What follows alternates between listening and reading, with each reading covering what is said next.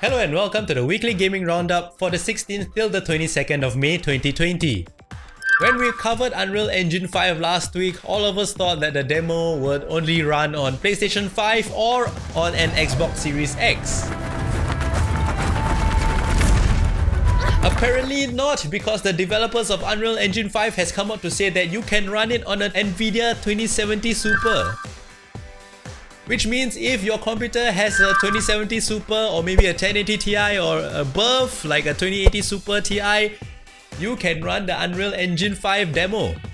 Now, it is not to say that the current day and age PCs can beat the PlayStation 5 or the Xbox Series X. In fact, we don't even know how much resources that the Unreal Engine 5 demo is taking up on the PlayStation 5 when they ran it.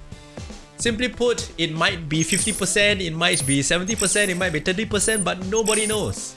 Now, all we got to do is just calm down, because people are going crazy by saying that PlayStation 5 is just as powerful as a 2070 Super. I don't think that's the case.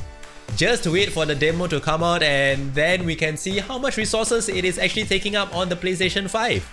Because on paper, the PlayStation 5 or the Xbox Series X has a lot more processing power, a lot more GPU power than probably the 2080 Ti. So let's just wait till the demo is being released to the public and we can judge from there on. And with everybody going into the first-person shooter craze these days, it is no surprise that Amazon Game Studios has just released a shooter of their own named Crucible.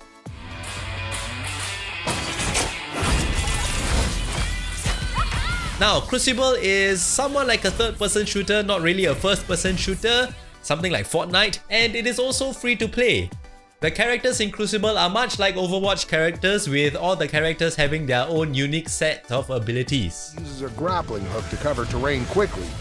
The gameplay is also based on somewhat like a MOBA, with most of the game modes having objective-based style kind of gameplay, much like Overwatch but on a larger scale. Crucible is out now on Steam, so if you are interested in the title, you can go download it and play. And here is some quick-fire news. The next iteration of Call of Duty has been said to be set in the Cold War.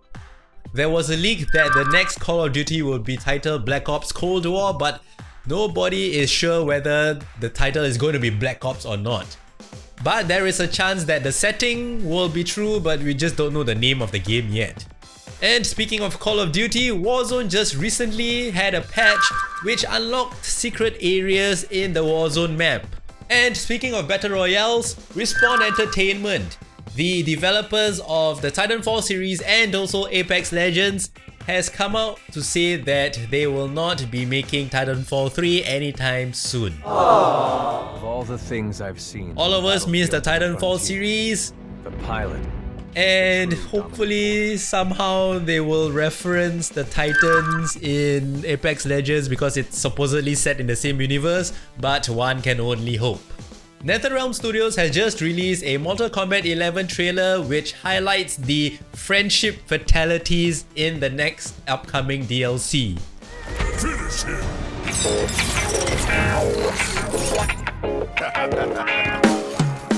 Technically, you don't call it fatalities, it is called friendships, but the friendship animations for most of the characters are hilarious.